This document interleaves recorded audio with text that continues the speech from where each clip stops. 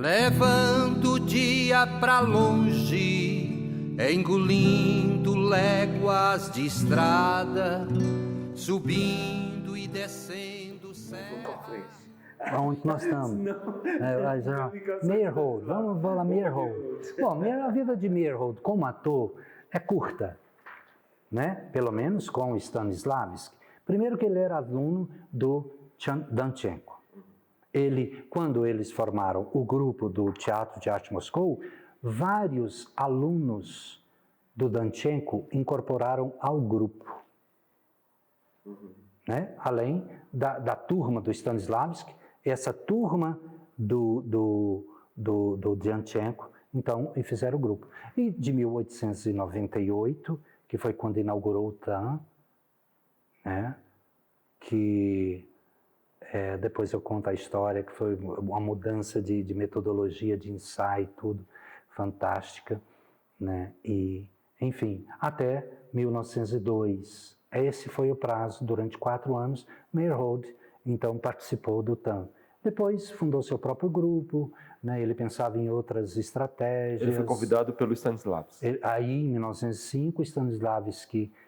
Porque é o seguinte, por que Stanislavski criou isso? Porque os atores mais antigos falavam assim, eu não vou fazer exercício aí, experimentos. Pô, eu sou um ator, eu sou uma atriz considerável, né? Eu não vou. A Knipper, por exemplo, que depois viria a ser mulher do Tchekov, autor, né? Falando, eu não vou fazer exercício aí, não, isso é coisa para mim. Aí o Stanislavski falou, quer saber? Eu vou criar um anexo aqui do TAM, né, do Teatro de Arte Moscou, e criou um estúdio, que era um experimento, nem é considerado estúdio ainda, porque ele vai só em 2012 fazer o primeiro estúdio para ele, primeiro. Então, convidou Meyerhold para... que ele falava que Meyerhold era o grande herdeiro dele, né? Então, Meyerhold, e aí veio a Revolução, Meyerhold até estava desenvolvendo um trabalho simbolista e tal, e veio a Revolução e fechou tudo.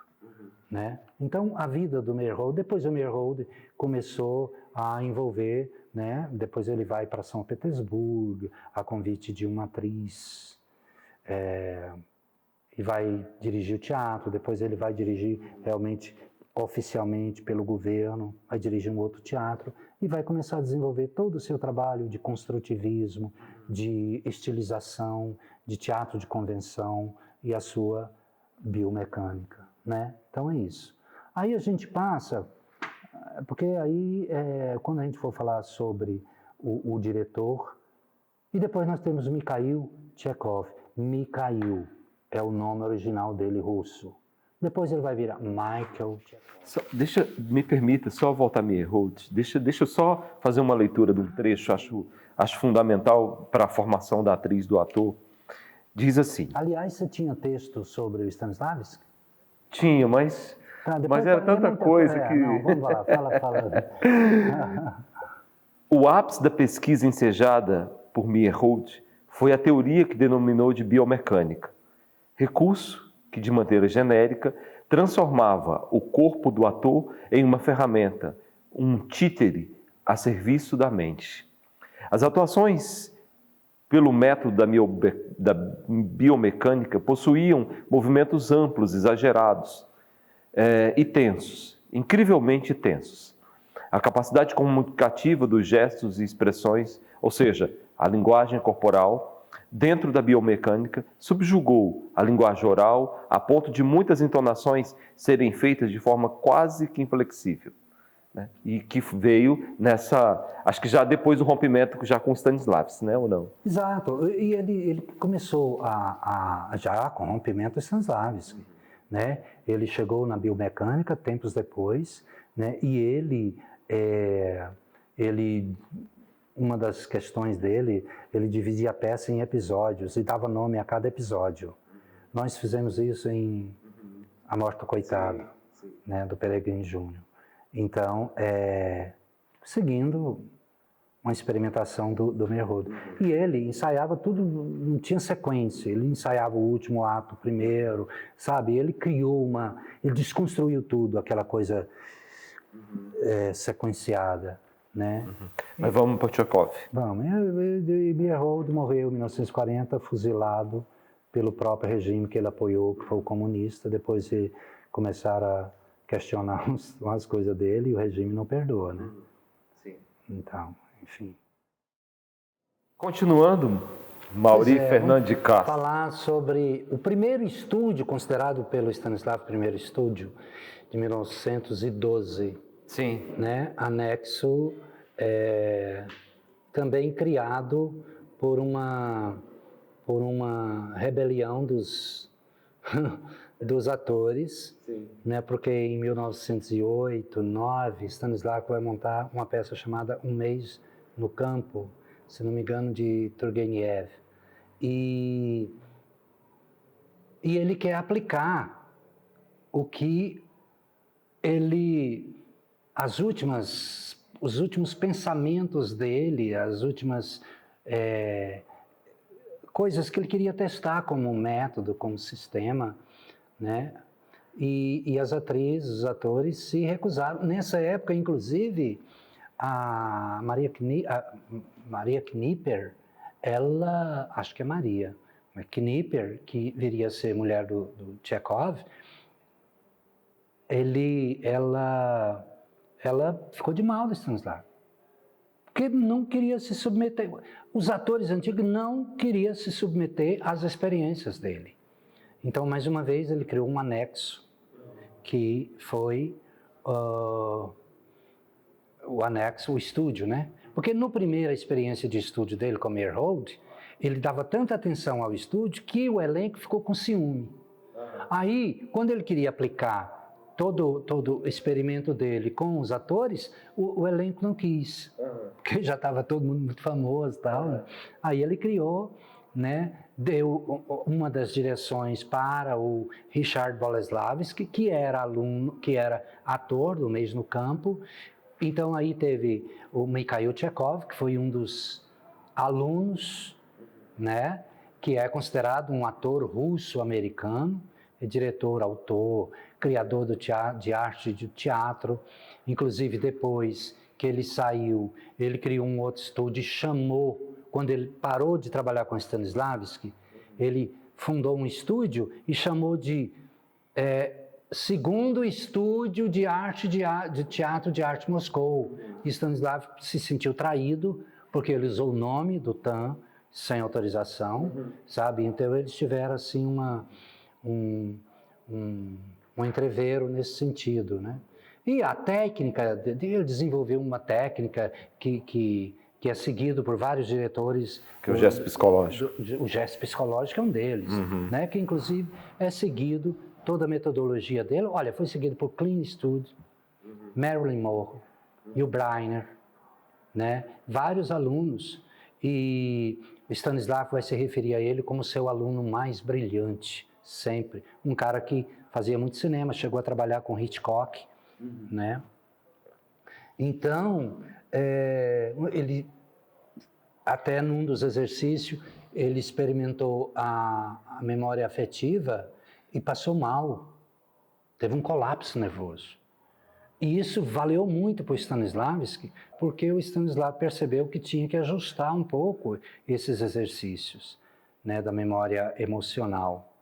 Né? Então, depois da Revolução de 1917, o Tchekov foi para a Alemanha, fundou um estúdio, depois ele foi para a Lituânia, depois ele esteve na Inglaterra, e quando a coisa apertou ali, quando Hitler começou a se mostrar, né, ele foi para os Estados Unidos, e lá Isso já na Primeira Guerra Mundial, por aí? Foi, não, já depois da Segunda Guerra. Já né? depois da Segunda Guerra. Quando Hitler começou a mostrar quem ele era e tal, ele falou, quer saber, o trem está ficando feio aqui na Europa, e foi para os Estados Unidos. Tá. Né? E lá ele montou estúdios, né? Então ele teve uma carreira brilhante no cinema. Né? Sempre pautado nas teorias de Stanislavski. Sempre. A base é a teoria do Stanislavski. E aí ele saiu para vários trabalhos que ele tinha sobre o gesto psicológico, é um deles, muito utilizado, né? Então, embora ele usava as técnicas externas, ele tinha as técnicas dele também, tinha a intenção de guiar o ator para uma vida, digamos, rica, do ponto de vista interior, né? Então, o interesse pelo trabalho dele cresceu muito, e entre os alunos aí de Chekhov inclui também Marilyn Monroe, Anthony Quinn, Clint Eastwood, O'Brien, Jack Palance, né? John Depp, Anthony Hopkins, quer dizer, uma turma fera, né? Que teve a influência dos livros de Chekhov, né? Então, ele escreveu sobre técnica de interpretação e um outro livro chamado Para o Ator, que foi publicado, inclusive, em português. Né? Depois nós temos um ator chamado Richard Boleslavski. Richard Boleslavski é um polonês, lutou na Guerra da Polônia, em favor da Rússia, porque era a administração ali, teve um tempo que era russa, né? Durante a Primeira Guerra. Depois ele deixou a Rússia, voltou para a Polônia e na década de 20 ele foi para Nova York. Stanislavski fez uma excursão pelos Estados Unidos em 1922 e 1923. O Boleslavski já estava em Nova York e essa turma que eu citei toda, né, Lee Strasberg, que vai junto com Stella Adler depois montar um grupo que vai realmente impulsionar o trabalho do Stanislavski aqui no Ocidente, né? E eles assistiram a peça do Stanislavski e ficou maluco, enlouquecidos, né, com aquilo. E o Boleslavski já estava com o estúdio sob o trabalho dele, e essa turma toda foi aluna do Boleslavski. Agora veja bem, Boleslavski era um ator de um mês no campo e trabalhou com o Stanislavski por alguns anos. Segundo o Stanislavski conta confidencialmente no livro Minha Vida na Arte, ele era um ator que não compreendia muito o que Stanislavski queria dizer com o sistema. Ele tinha mais dificuldade de entender a metodologia do Stanislavski, que foi exatamente esse cara que foi para os Estados Unidos dar aula sobre o Stanislavski. Sim. E ele chegou lá numa época em que Freud estava na alta. Sim.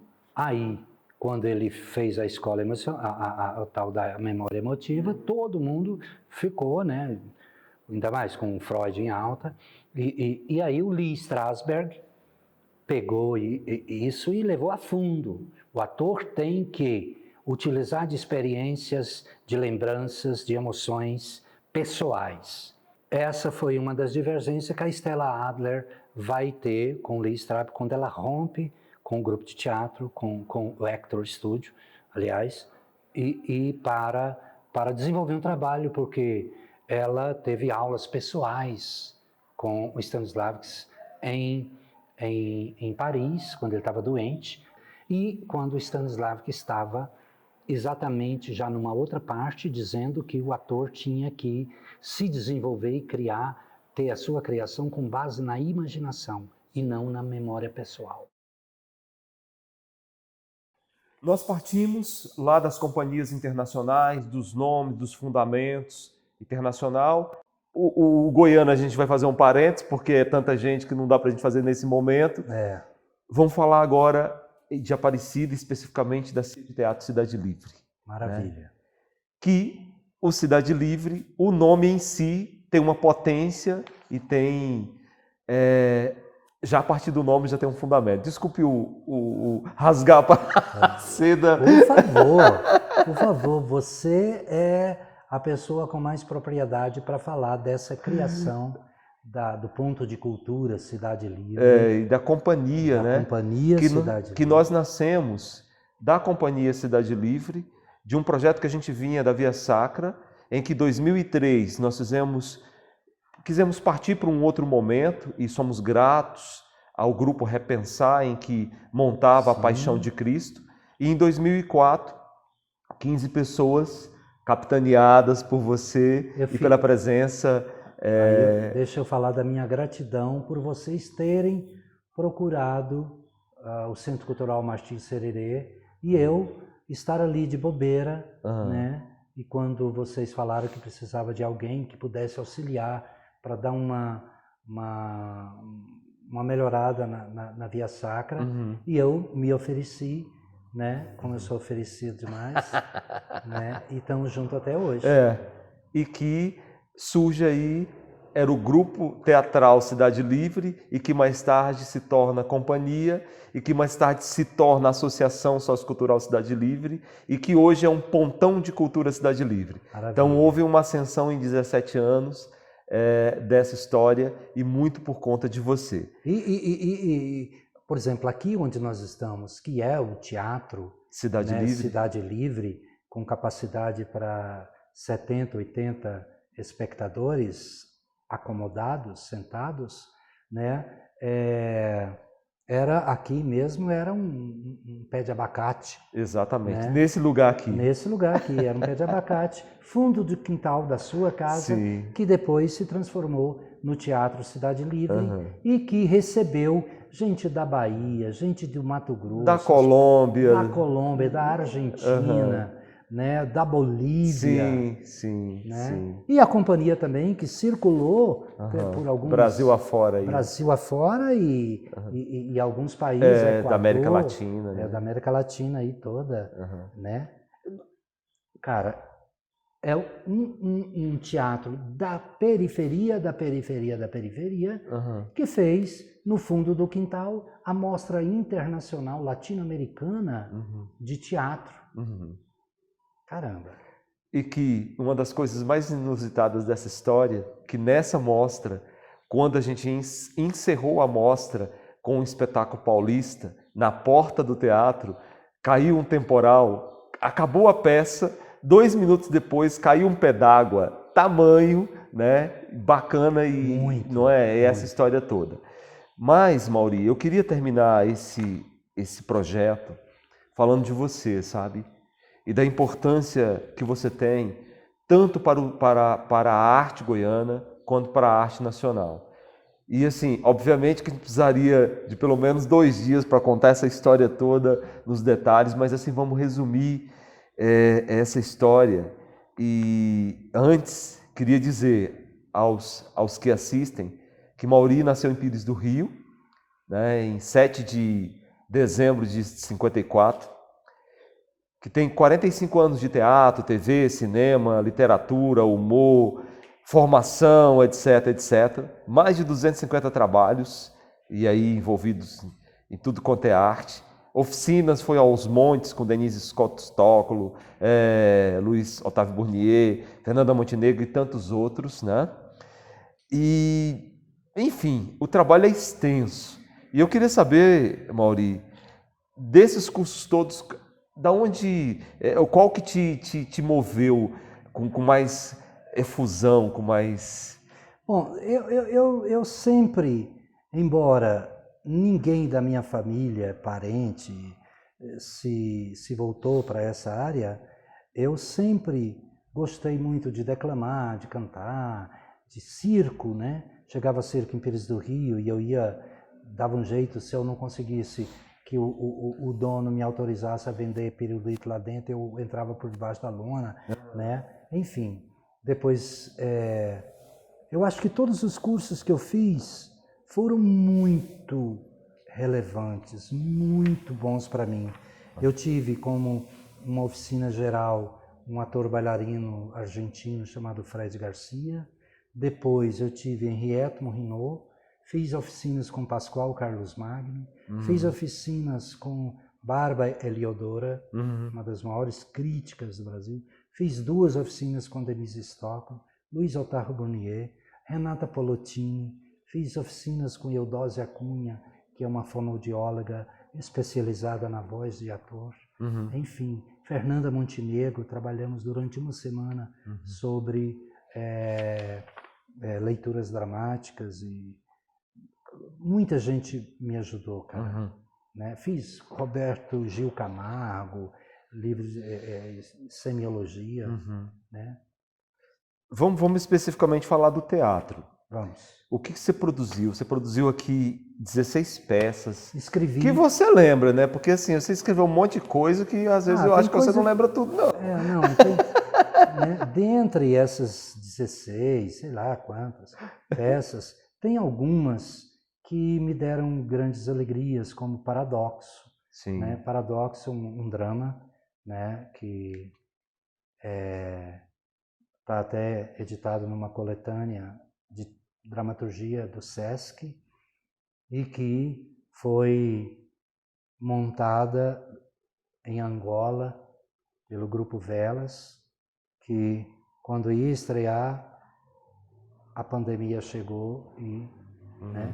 Outra peça foi Sinfonia do Caos, né, que foi traduzida para o espanhol pela Clara Angélica, professora, doutora de teatro de Bogotá, e que foi selecionada para um livro só de monólogos latino-americanos, e que está editado, e o livro foi lançado em dezembro do ano passado, né?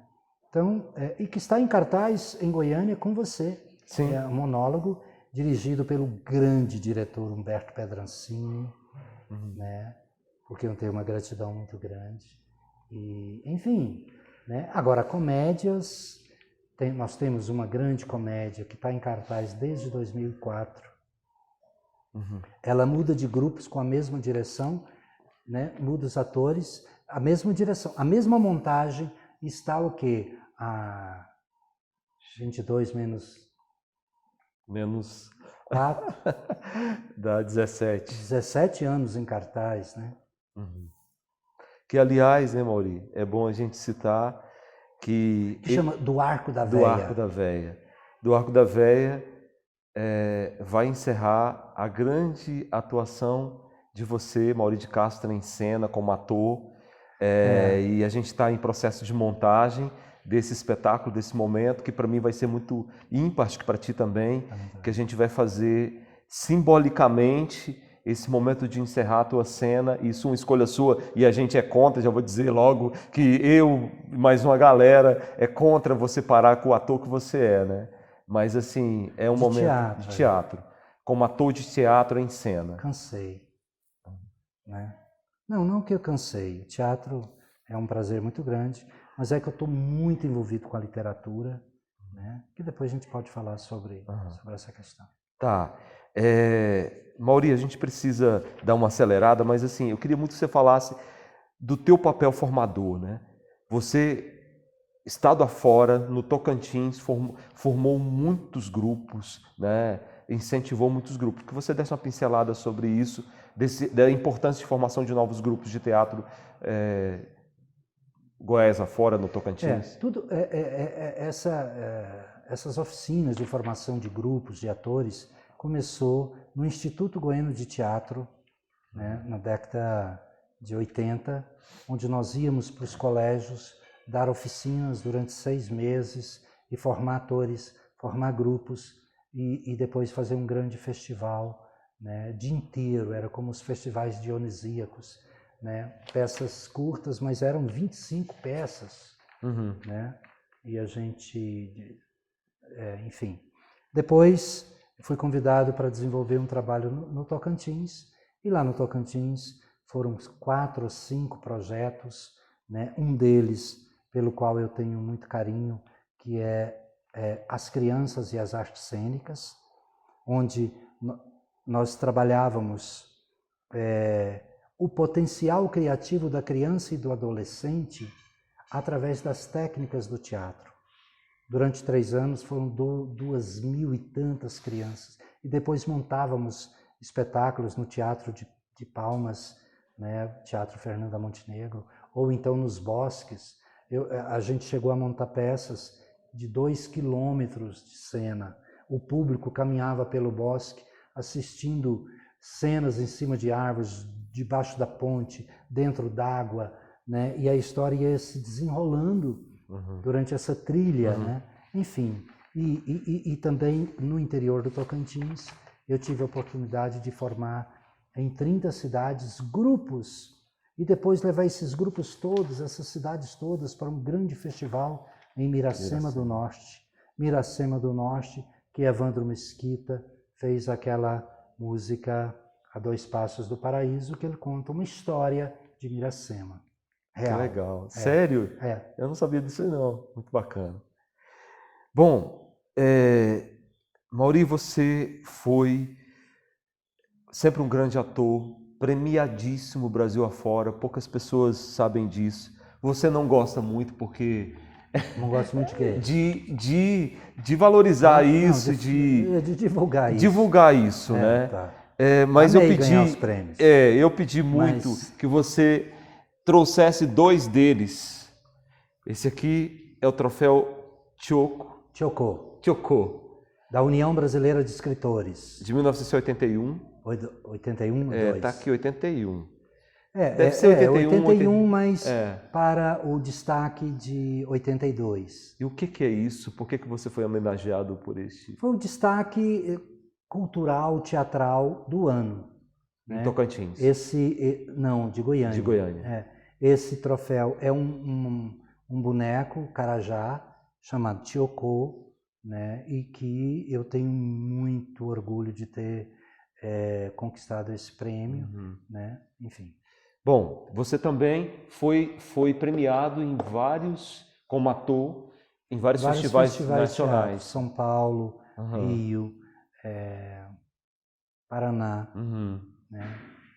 Em Goiânia, né? Como ator e 3 com direção. Esse aqui é o Jaburu, que você recebeu em 2018. Gente, isso aqui é a principal premiação para um artista em Goiás. Você acha que conta nos dedos aí? Por exemplo, Estênio Garcia? Não, quem foi, gente? Que se você citou, que teve o prêmio lá da Casa dos Artistas.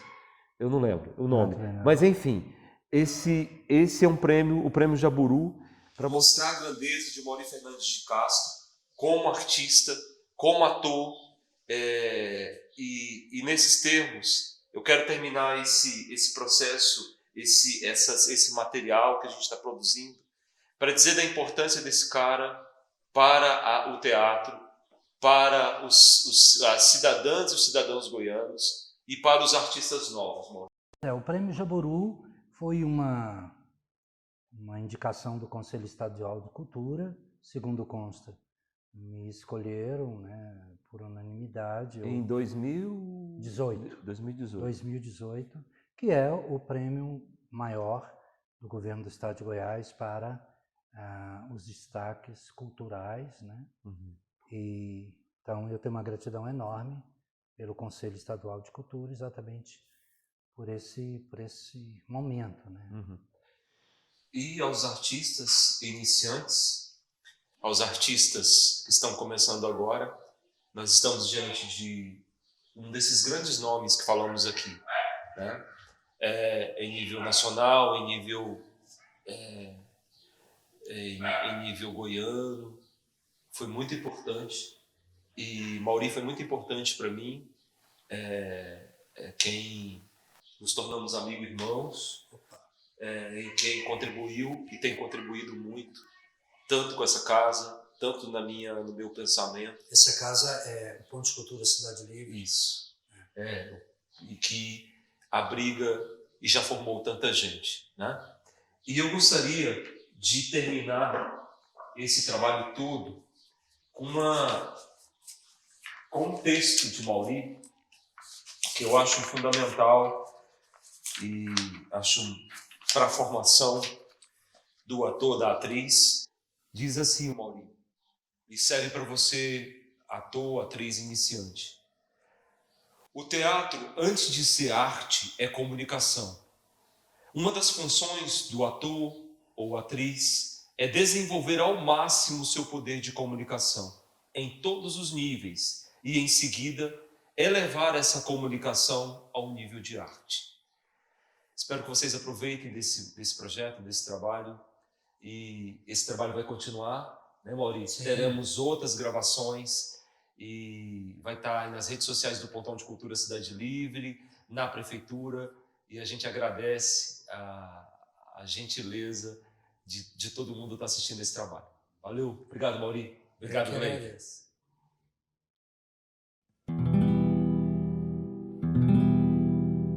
Levanto dia ia pra longe, engolindo léguas de estrada, subindo e descendo serra, sem ter ponto de parada.